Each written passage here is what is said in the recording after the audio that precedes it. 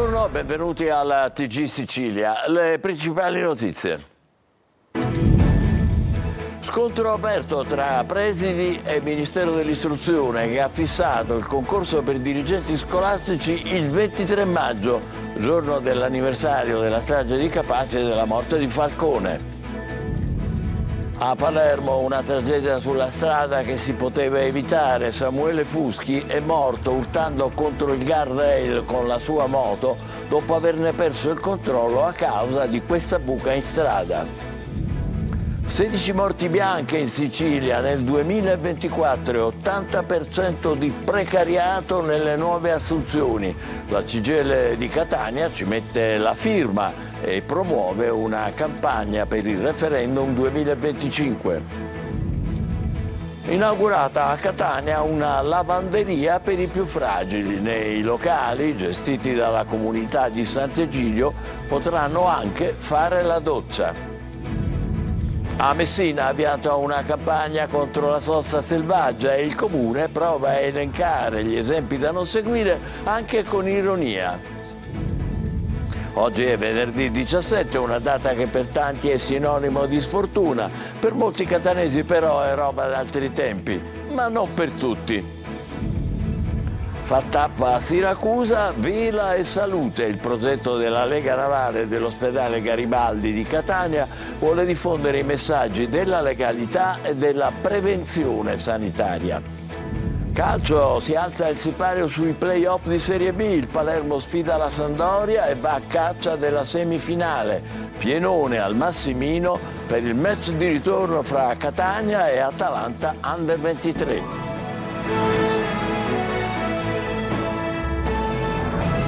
Bentrovati. Scontro aperto tra il mondo della scuola e il Ministero dell'Istruzione che ha fissato il concorso per i dirigenti scolastici nel giorno dell'anniversario della strage di Capaci e l'Associazione dei Presidi replica: quella è una ricorrenza di tutti. Giusy Lazzara.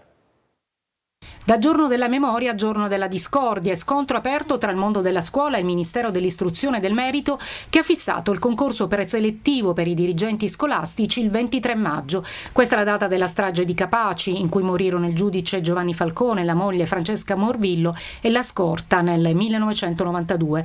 Questo un appuntamento per i presidi e i docenti di impegno civile e non solo di commemorazione. Il concorso per i dirigenti scolastici del 23 maggio non interferisce con le celebrazioni per il ricordo della strage di Capaci. A precisarlo in una nota il Ministero dell'Istruzione e del Merito. La scelta di fissare in tutta Italia la fase preselettiva del concorso è dovuta per evitare le giornate del mese di maggio maggiormente impegnato nelle scuole per lo svolgimento delle prove invalsi. A riguardo si sottolinea che lo svolgimento delle prove vedrà coinvolti in Sicilia soltanto 2.400 docenti su un totale di 24.000.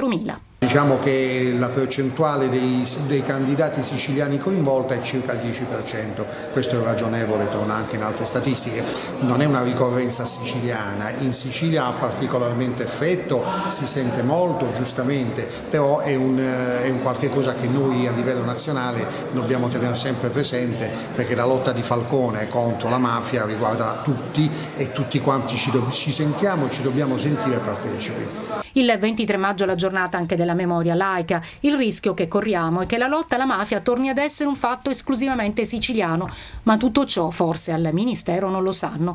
Così Antonello Cracolici, presidente della Commissione Antimafia all'Ars. E la Fondazione Falcone quest'anno dedica la giornata al ricordo delle vittime della strage sul lavoro di Casteldaccia.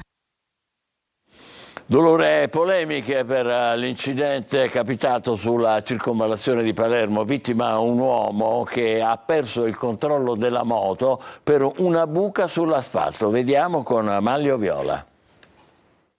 Lascia una moglie e 4 figli. Samuele Fuschi, l'uomo di 38 anni, morto ieri in via della Regione Siciliana dopo aver perso il controllo del suo ciclomotore, probabilmente a causa di una buca ed essere finito contro il guardrail.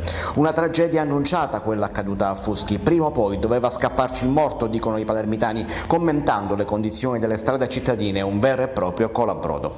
Praticamente ovunque, da nord a sud, dal centro alla periferia. Samuele percepiva un sussidio e poi cercava di sbarcare il lunario come poteva. esisteva. La sua morte è una tragedia, una famiglia distrutta e senza sostegno, come racconta il suocero, che se la prende col sindaco e con l'amministrazione comunale, colpevole di non aver riparato le strade in condizioni incivili. Qua a Palermo abbiamo questo problema che ci sono tutte le strade rotte, poi che ha perso la vita mio genero. Cioè a casa mia, bambini. A casa mia non si discute più.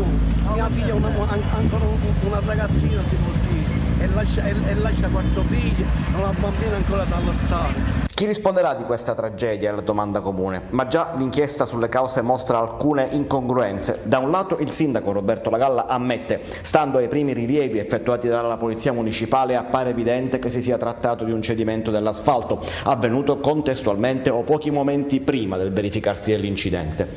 Ma il comandante della polizia municipale, a cui sono affidate rilievi e indagini, Angelo Coluccello, precisa: la voragine si è aperta dopo l'arrivo della municipale, c'era un avvallamento della strada ed era stato posizionato un birillo. La moto era senza assicurazione, non revisionata, con il fermo amministrativo. Si stanno facendo ulteriori riscontri per verificare se il motociclista indossasse o meno il casco. Alla fine non pagherà nessuno, è il commento di oggi del palermitano medio. Processo Open Arms a Palermo. All'epoca della vicenda la Libia non poteva essere considerata un porto sicuro perché non aveva aderito alle convenzioni internazionali, l'ha detto l'ex ministro degli esteri Moavero Milanesi rispondendo alle domande del pubblico ministero. Il teste ha ricordato che la Spagna e altri paesi si erano detti disposti ad accogliere i profughi. Il dibattimento che si svolge al Tribunale di Palermo vede imputato per sequestro di persona l'ex ministro dell'Interno Salvini, accusato di avere illegittimamente impedito alla nave della ONG spagnola Open Arms lo sbarco di migranti soccorsi in mare. Morti bianche e precariato, la CGIL di Catania ci mette la firma e promuove una campagna per il referendum 2025. Tonino De Mana. 16 morti bianche, di cui 3 a Catania nel 2024, 98.737 assunzioni, ma solo 19.211 con contratto a tempo indeterminato, con il tessuto del mercato catanese che per l'81% è precario. Numeri da profondo rosso elencati dalla CGIL, che ha lanciato la campagna per il lavoro Ci metto la firma. L'obiettivo è cancellare le norme sui licenziamenti del Jobs Act, eliminando i contratti a termine per limitare l'utilizzo a causali specifiche e cercando di restituire dignità ad una città in sofferenza. Si muore senza lavoro e per il lavoro. È chiaro che i lavoratori hanno perso il loro potere d'acquisto e per questo noi come CGIL abbiamo messo in campo questa campagna referendaria su tutto il territorio nazionale. Si può firmare recandosi nelle nostre sedi, ma si può firmare anche online su www.cgil.it/referendum. 4 quesiti a beneficio di tutti i cittadini, 4 domande per ridurre la precarietà e garantire più sicurezza negli appalti. L'obiettivo uno solo: cambiare le norme che hanno impoverito il lavoro e hanno reso un'occupazione meno protetta e più vulnerabile, con meno diritti e con più possibilità di essere licenziati. Dopo il TG alle 14.30 su Telecolor torna il nostro ospite, il sindaco di Catania Trantino. Per le vostre domande scrivete al numero WhatsApp 342 74 55 005 oppure inviate una mail a Sicilia24Focus, tutto unito, @telecolor.it. Vi aspettiamo all'appuntamento con il sindaco oggi su Telecolor alle 14.30. A Milazzo il corteo di cittadini, amministratori e associazioni a tutela della salute. Al centro della protesta le liste d'attesa infinite, la carenza di personale medico, la mancanza di ambulanze, la continua chiusura di reparti essenziali e presidi sanitari territoriali. Francesco Triolo. Più ospedali, meno affari è lo slogan che ha caratterizzato il corteo di protesta sulla sanità che si è tenuto questa mattina a Milazzo. Cittadini, amministratori, rappresentanti delle associazioni civiche sono scesi in piazza a tutela della sanità del comprensorio. Da decenni i cittadini lamentano come il sistema sanitario nazionale sia oggetto di processi che hanno reso la cura delle persone un bene attraverso cui fare profitto, liste d'attesa infinito, carenze di personale medico, mancanza di ambulanze, continua chiusura di reparti essenziali e presidi sanitari territoriali. essenziali. Tutto ciò ha come diretta conseguenza che le persone che necessitano di cure o visite mediche specialistiche urgenti sono costrette a rivolgersi a proprie spese a strutture private, spesso anche fuori al territorio regionale. Come tutti i piccoli comuni qua della fascia, la gran parte della popolazione ha una fascia d'età molto alta e quindi ancor più è necessaria la presenza di una sanità presente e capillare, sia come ospedali ma anche come presidi sul territorio. Denunciamo da anni noi con il nostro gruppo il depotenziamento che c'è in atto da almeno il 2020 ad oggi. Sono già andati via 4 reparti dall'ospedale di Milazzo e rischiamo anche la chiusura temporanea del pronto soccorso. Questo noi non l'abbiamo mai accettato. Noi abbiamo carenze alla pianta organica perché non viene rispettata e poi oltretutto andrebbe anche ampliata, per cui siamo qui a rivendicare il diritto alla salute che sulle isole è particolarmente sentito, anche perché le emergenze vengono gestite male con gli elicotteri quando c'è cattivo tempo. È essenziale che i cittadini alzino la voce per rivendicare una sanità più giusta, efficiente, presente sul territorio ed accessibile, hanno aggiunto le rappresentanti dell'Assemblea permanente. Questo a Milazzo. A Catania è inaugurata una lavanderia per i più fragili. Nei locali gestiti dalla comunità di Sant'Egidio potranno anche fare la doccia. Emanuela Corsi. Un locale con lavatrici, servizi igienici e biancheria nuova nel cuore di Catania, accessibile gratuitamente alle persone indigenti e senza fissa dimora. Anche nel capoluogo etneo è stata aperta la lavanderia di Papa Francesco, allestita presso la Casa dell'Amicizia di via Vittorio Emanuele, dove chi vive in difficoltà potrà lavare e asciugare i propri indumenti e, grazie al servizio docce, provvedere anche alla pulizia personale. Un'iniziativa proposta da una grossa multinazionale nel settore della cura della persona assieme alla comunità di Sant'Egidio, accolta dalla Elemosineria Apostolica. 10 anni fa lei ha raccontato un aneddoto che riguarda il Santo Padre. Cosa le ha detto? Sì, mi ha detto proprio di vendere la scrivania, di uscire dal Vaticano e stare con i poveri, così per sapere di che cosa hanno bisogno. Mi sono accorto che mancano questi servizi che noi siamo abituati di ogni giorno, cioè i bagni aperti, le docce, le lavanderie. E attraverso di questi piccoli centri vogliamo ridare a loro la dignità. Nel 2017 è nata la prima lavanderia di Papa Francesco a Roma, alla quale poi sono seguite quella di Genova, 2 a Torino, Napoli, adesso siamo qui a Catania per cercare di portare il nostro piccolo aiuto a tante persone che hanno bisogno. Secondo gli ultimi dati Istat la povertà è in aumento, per questo è essenziale, secondo la comunità di Sant'Egidio, aiutare il prossimo con iniziative concrete. Noi offriremo appunto un servizio docce, lavare e asciugare i panni e doneremo subito dopo la doccia appunto della biancheria intima per poter effettuare un cambio in termini di abiti nuovo da consegnare alla persona stessa. Nella lavanderia di Papa Francesco presto sarà offerto anche un servizio di parrucchiere. A Messina avviata una campagna contro la sosta selvaggia. Il comune prova a elencare gli esempi da non seguire anche con ironia. Francesco Triolo. Oh, ti muovi! Ma che novità, l'autobus in doppia fila con le 4 frecce. C'è una cosa da pazzi. Oh, è un attimo, va. Miglia neanche il tempo di un caffè. Alzi la mano chi non ha vissuto una situazione del genere mentre si trovava alla guida. La doppia fila è uno dei malcostumi messinesi più frequenti. 1 minuto al bar, l'auto posteggiata sulla corsia di marcia e il traffico che va in tilt. A Messina la guerra agli incivili raddoppia. Dopo l'abbandono dei rifiuti si passa al posteggio selvaggio. Così ogni settimana anche per questa usanza arriverà un video con l'esempio da non imitare. 1 minuto è un lasso di tempo che sembra brevissimo, ma che in questo caso, agganciato a una campagna di sensibilizzazione, fa perdere tanto tempo a tante persone. Il famoso minuto per il caffè non è una battuta, è quello che quotidianamente ascoltiamo e che rallenta l'erogazione dei servizi per tutta la comunità. Gentilmente rispetta Messina la campagna che si avvale del comico Denny Napoli, che una soluzione per la doppia fila l'ha proposta. Se invece di mettere la corsia degli autobus attaccata al marciapiede, la mettiamo in terza fila, così la prima e la seconda sono libere per i cittadini. Cioè, era semplice, però ognuno fa il suo lavoro. Certo. Oggi è venerdì 17, è una data che per tanti è sinonimo di sfortuna, ma per i catanesi, diciamo, la cosa è superata. Non tutti, per la verità. Emanuela Corsi. Ci crediamo o no? No, io non ci credo a queste cose completamente. Gatto nero, Scala, venerdì 17, no. Non è vero, ma ci credo. Oggi è venerdì 17, in Italia il giorno più sfortunato per antonomasia. In altri paesi invece è il 13. Ma quanti credono ancora nella superstizione?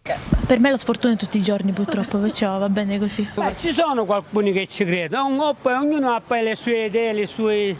per cui ognuno la pensa come vuole. Ma lei un po' ci crede? No, io veramente non credo solo che tu capire. I giovani di oggi non penso che sappiano più il significato ferro di cavallo, do conno.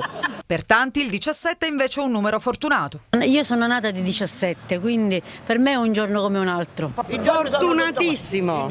Ma sta scherzando? Io credo un sacco alla fortuna in realtà. E credo anche nella sfortuna che ti porta comunque a perdere qualche parte di te per donartene di qualche nuova. Superstiziosi o no, di certo per qualcuno oggi non è un giorno fortunato. Di sicuro no. Non è andato a segno il colpo in una tabaccheria a Paternò, organizzato in trasferta e messo in atto da 2 catanesi. I malviventi sono stati infatti intercettati dai carabinieri, come vedrete fra poco nelle immagini, mentre con una leva stavano forzando la porta d'accesso, questa qui, della ricevitoria per aprirla e quindi entrare. I 2, sorpresi dai carabinieri, sono stati arrestati. Uno doveva trovarsi ai domiciliari, ecco i carabinieri che arrivano. Vela e Salute fa tappa a Siracusa. Il progetto curato dalla Lega Navale Italiana con l'Arnas dell'ospedale Garibaldi mira a diffondere il messaggio della legalità e della prevenzione sanitaria, girando la Sicilia con imbarcazioni confiscate alla criminalità. Francesco Aloi. Quando la vela incontra la salute e la legalità. Ecco, è tutto nel progetto di Lega Navale Italiana e Arnas Garibaldi di Catania. Fino al 23 maggio le imbarcazioni saranno in giro per la Sicilia. 2 rotte diverse, da Pozzallo e Lipari, unico punto di arrivo, Catania. Ma non chiamatele regate. Vela e Salute è una navigazione socio-solidale lungo la Sicilia orientale, dove le imbarcazioni confiscate e assegnate alla Lega Navale Italiana vengono impiegate per scopi socio-solidali di inclusione e di legalità. Oggi si fa tappa a Siracusa. Queste sono 2 delle 10 imbarcazioni confiscate alla criminalità.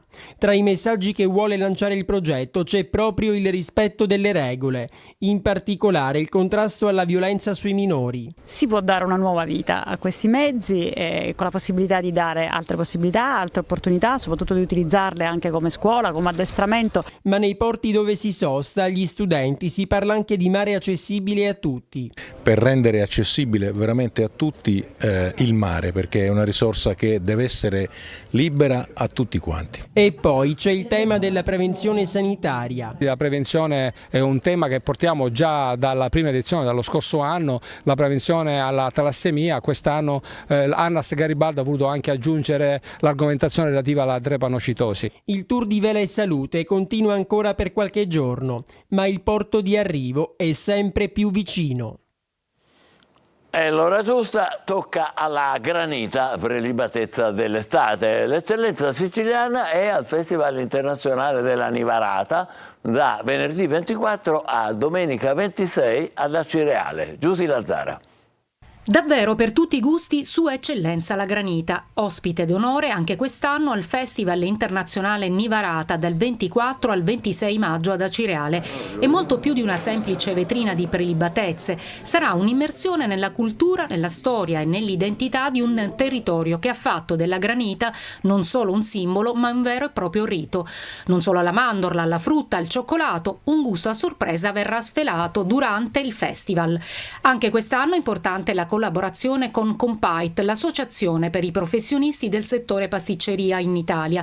Compite porta con sé non solo l'eccellenza e la maestria dei suoi associati, ma anche un impegno verso la valorizzazione del territorio e la promozione dell'alta formazione pasticcera. Quest'anno avremo oltre 20 gelatai con un grande laboratorio a cielo aperto e siamo sicuri che negli anni futuri si continuerà appunto a crescere, che ci sarà veramente tanta gente che verrà nel nostro centro storico a godersi e a passeggiare con la propria famiglia e soprattutto a gustare una buona granita, un buon gelato siciliano. L'Anivarata 2024 è un evento per gli amanti della granita che ne potranno assaporare le infinite varianti, preparate seguendo le antiche ricette e utilizzando ingredienti freschi e di stagione, ma non è tutto. Il festival sarà anche un'occasione per assistere a dimostrazioni dal vivo, partecipare a workshop e degustazioni guidate e scoprire i segreti di questo dolce che ha conquistato palati in tutto il mondo. È il momento della nostra breve pausa, tra poco per il calcio la voglia di vittoria del Palermo all'esordio nei play-off e l'attesa a Catania per il ritorno con l'Atalanta Under 23. State con noi, vi aspettiamo.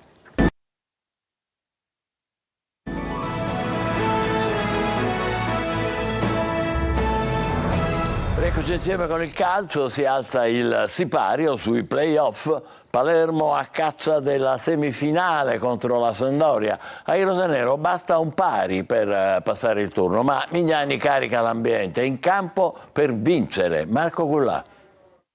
I play-off rappresentano un altro campionato, parole e musica di Michele Mignani che a partire da stasera chiede alla sua squadra di resettare tutto e ripartire. Play-off, primo turno, al Barbera c'è Palermo-Sampdoria, i tifosi ci credono, stasera alle 20:30 saranno in 34.000.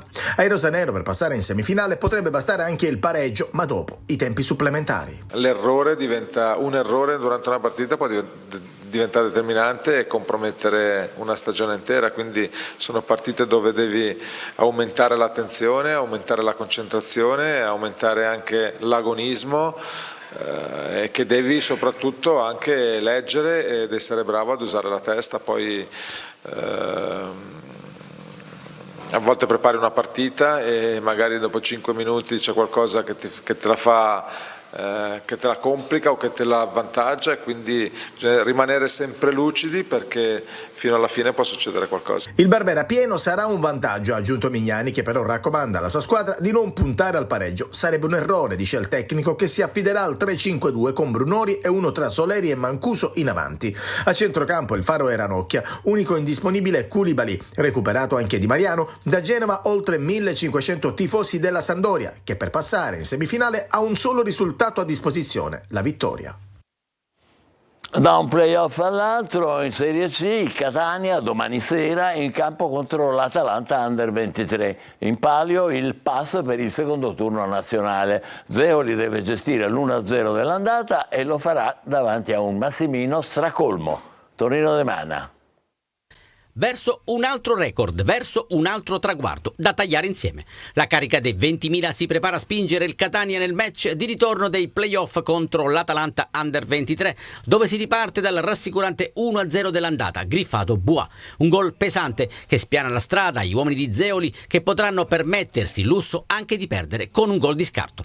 Alle falde dell'Etna ovviamente nessuno vuole prendere in ipotesi tale circostanza, dal momento che la qualificazione sarebbe in bilico e terrebbe con il fiato sospeso fino all'ultimo il popolo rossoazzurro. Ricordiamo che in questa fase non sono previsti tempi supplementari e rigori. Meglio comunque chiudere i giochi in anticipo, gestendo le forze per il secondo turno ed aspettando, incollati alla TV, il nome della prossima avversaria. Domani sera al Massimino sarà vietato fare calcoli. Zeoli lo sa e sembra orientato a schierare la formazione che gli dà più garanzie, semmai potrebbe ruotare gli attaccanti per preservarli andando avanti nell'avventura playoff. A centrocampo torna Marsura, che ha scontato 2 turni di squalifiche e si candida per una maglia da titolare, e potrebbe giocare qualche scampolo di partita anche Sturaro, che all'andata si è accomodato in panchina, segno evidente che il recupero fisico è pressoché ultimato. In difesa sono invece da valutare le condizioni di Monaco, uscito malconcio dalla sfida del Caravaggio. Capitolo tifosi, la prevendita viaggia a gonfie vele e restano ormai pochi tagliandi di tribuna A, B ed Elite. Di questo passo sarà battuto il record di 19.750 presenze